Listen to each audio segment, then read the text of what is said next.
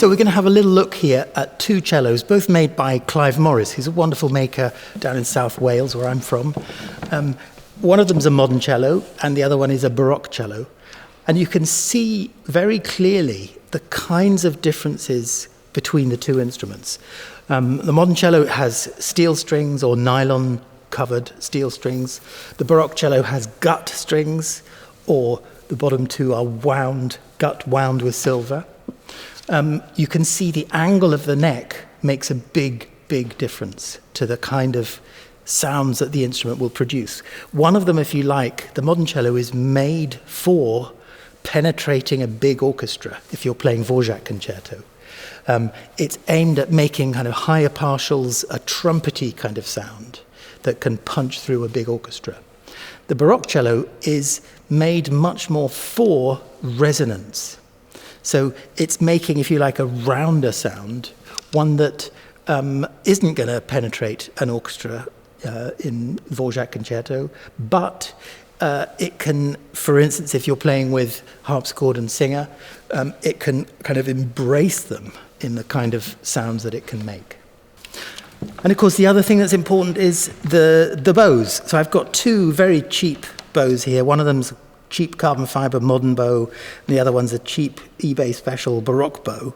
Now, you can see the main difference between them is that the modern bow has this kind of inward curve. The Baroque bow doesn't have an outward kind of Robin Hood bow type curve, but it's much, much straighter. It's lighter. Some of them are shorter, but some of them are longer. It's less standardized.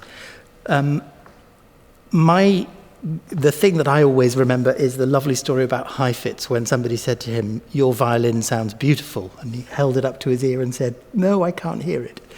And that's always something to remember when thinking about equipment. The act that you play as a performer in playing this equipment, in playing the instrument, the bow, is so much more important than the differences between them. There's almost anything you can do on a Baroque bow, you can do on a modern bow, and vice versa.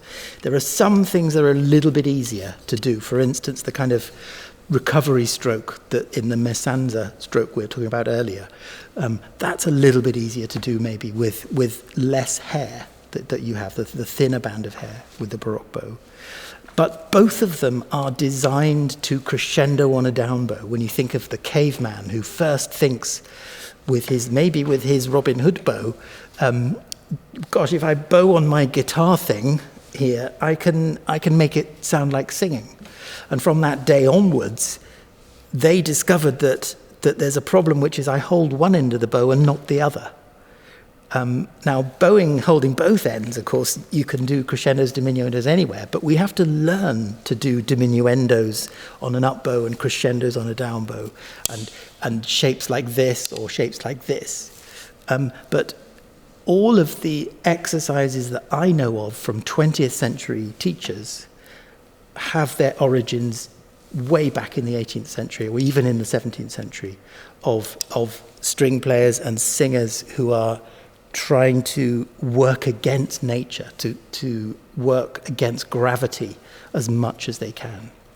And what happens in the 20th century is the connection with composition gradually becomes unstuck in the early 20th century, when modern music becomes so complex that players can't necessarily keep a handle on how it's working. Their theoretical understanding of the music becomes disconnected. The composers start saying, don't worry about being an interpreter, just play the notes as they're written. Now, playing the notes just as they're written doesn't work for pre-20th century music. We need to understand the context and the theoretical, harmonic, structural basis of the music in order to tell that story, if you like, with our kind of ebb and flow, because the composers haven't told us everything we need.